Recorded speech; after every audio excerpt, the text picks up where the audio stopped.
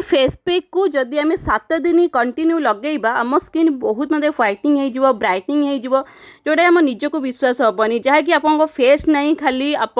Baker लगे पारे हाथ गोड़ सबुआड़े पूरा फुल बॉडी रे फेस पैक को लगे पारे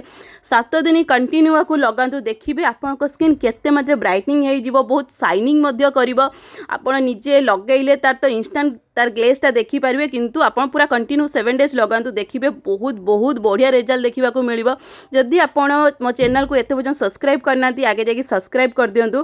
तो देखिपे ये मुझे जोटा नहीं किछिटा क्षीर जोटा कंचा मिल्क ता संगे हलदी महू ये बेसन एलोवेरा जेल ता संगे ग्लिसरीन नहीं जोटा कि आपण बहुत सहजरे आनीपारे कौटू भी तो किछिटा जिनस आमको आम किचेन ही मिल जाव यही सबको अल्प अल्प करके गोटे स्पून मध्यम गोटे बाउल नहीं जातु से अल्प अल्प कर पकई दिंतु बेसन आम स्किन को एत मात्रा व्हाइटनिंग कर आप निजे विश्वास करें आउ जो एलोवेरा जेल महू आम स्किन को बहुत ब्लैक हेड जो थी दूर कर साहाय्य कर क्षीर आम स्किन को ब्राइटनिंग कर साहाय्य कर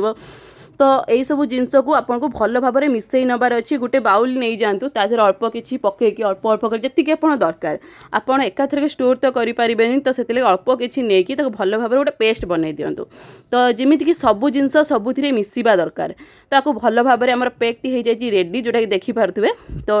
जिते बड़े आप गाधेवा जाऊँच गाधेला पूर्व आपको पूरा फुल बॉडी रे लगातु आपन को जदि लगुच आप फेस बहुत डलनेस आसी जाइए ब्लैक हेड आसी जाइए बेकर भी बहुत मात्रा कला पड़ जाए जहाँकि आप जाथे आ खरारे बुलिले जाथे हाथ गोड़ सब टैनिंग हो जाए हम पूरा फुल बॉडी रे लगातु तो ये मो फेस रे बेकर लगे देखा जोटा कि आप सब देखिए पूरा लाइव देखा जदि आपको लगे देखिए आप स्किन बहुत मतलब ब्राइटनिंग हम आप फेस रे जदि ब्लैक हेड आसी सब दूर हो तो आपको फास्ट आप स्किन को भल भाव में क्लीन करूँ तापर आपको लगे दिंतु जहाँकि देखिपे भल भाव में लगातु तापर आपको मसाज करार अच्छी जदि आप चाहिए वीक्रे 2 ରୁ 3 थर लगे पारे जदि आपंकर बहुत मतलब टैनिंग एरिया ब्लैक हेड सब आसी जाइए डेली सबुदिन करूँ तो ये फेस रे मु लगे देछि जहाँकि देखिपे या जदि आपड़ चाहूना पार्लर जीवाई भी पैसा खर्च करने तो यहाँ को लगातु देखिए आपको बहुत बढ़िया रिजल्ट देखा मिल तो मु तो प्राय होम रेमेडी यूज करे जोटा कि घरे ही जिनस यूज करे पार्लर मत जा बेसी पसंद नहीं तो ये देखिपे कहीं मो पाखे समय ही ना तो जहाँफल आपण मन पाखे समय नथिबो तो यहीपरी जदि आप होम रेमेडी को एप्लाय करेंगे देखिए आपको पार्लर जावा दरकार ही पड़ोनी घरे निजे ही आप होम रेमेडी रे आपन स्किन को ब्राइटनिंग और शाइनिंग करें तो ये आपन स्किन को भल भाव में मसाज करूँ फुल बॉडी रे जदि लगाउछंती पूरा देह सारा लगातु देह सारा लगे भल भाव में आपको मसाज करूँ तो देखिपे ग्लेज मोर केते बढ़िया आसीगलानी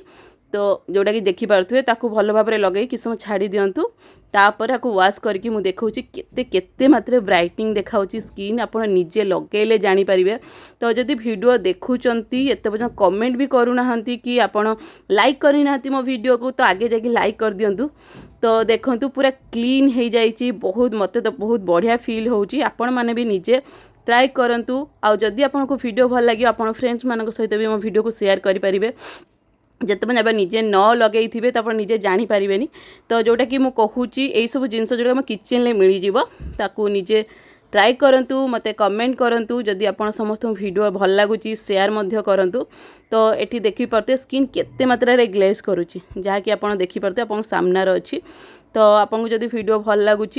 तो मत लाइक करूँ शेयर करूँ जब सब्सक्राइब करना आगे जाए सब्सक्राइब कर दिंतु नोटिफिकेशन बेल आइकन को भी दबाई दिंतु थैंक यू बाय बाय।